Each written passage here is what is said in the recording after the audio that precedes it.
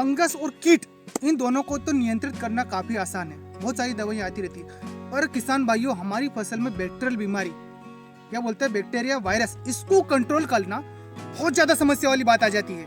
जैसे कि जो आलू बोते हैं, अनार की खेती करते हैं, अंगूर की खेती करते हैं, गन्ना करते हैं, इन लोगों को ये बहुत ज़्यादा समस्या आती है। जैसे मिर्ची कर लिया आपने, उसमें बहुत ज़्यादा समस्या आती है। तो इन सब से बचने के लिए एक बहुत शानदार उपाय है आपके पास, स्ट्रेप्टोसाइकिल।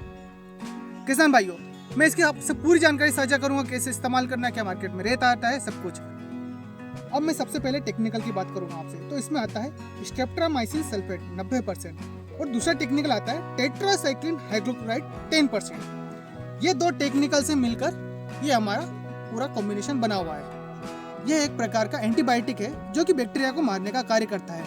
इसे एक प्रकार से हम बैक्टीरियासाइड भी बोलते हैं। तो होता क्या है कि जो हमारे बैक्टीरिया होता है उसके आरएनए पे अटैक करता है और उसके प्रोटीन लेने की क्षमता को खत्म कर देता है, जिससे बैक्टीरिया वहीं का वहीं रुक जाता है।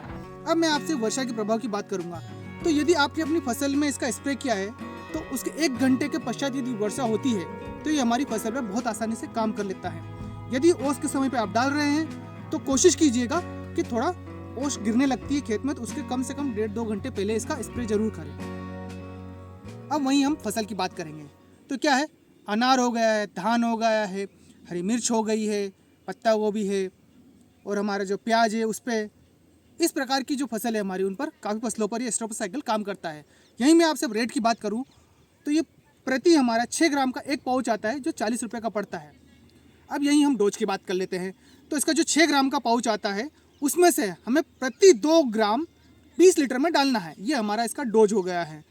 यहीं मैं आपसे अगर जो बीघा की बात करूं तो आप इसको 1 बीघा में 1 पाउच आसानी से डाल सकते हैं। अब मैं जिसे आप क्या कर रहे हो कि जब इसका हमने स्प्रे कर दिया है तो स्प्रे करने के बाद ये कितने दिन तक हमारी फसल पे काम करेगा कि आने वाले दिन में बीमारी नहीं आने देगा।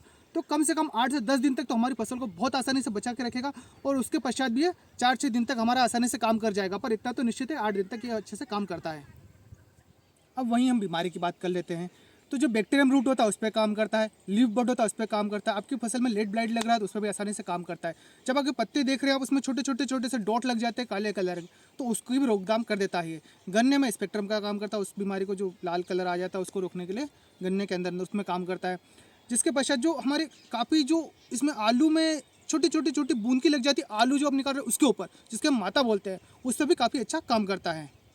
अब मैं कुछ ब्रांड की आपसे यहाँ पर बात कर लेता हूँ। तो एक तो आता है स्ट्रेप्टोमाइसिन जो केनेरिया एग्रो का आता है, किल्टोमाइसिन आता है, स्ट्रेप्टोप्लस आता है और प्लांटोमाइसिन आता है। ये कुछ इस प्रकार के अलग अलग बैक्टीरिया नाशक मार्केट में हमें अवेलेबल है जो कि आप ले सकते हैं, किसी भी कंपनी का लीजिए, सब आसानी से बहुत अच्छे काम करते हैं। अब किसान भाई एक बात और साझा करना चाहूँगा आपसे यहाँ पे कि आप स्ट्रेप्टोसाइकिल का यूज़ कर रहे हैं तो किसी भी जो अब हम जैसे टॉनिक बोलते हैं, फंगीसाइड बोलते हैं, उनके साथ में इसको आसानी से ले सकते हैं, कोई भी समस्या नहीं है और काफ़ी अच्छे से काम करता है। तो हमारे द्वारा दी गई जानकारी आपको कैसी लगी कमेंट कर जरूर बताएं। वीडियो अच्छा लगे तो अपने किसान मित्रों से साझा करना ना भूलें। धन्यवाद।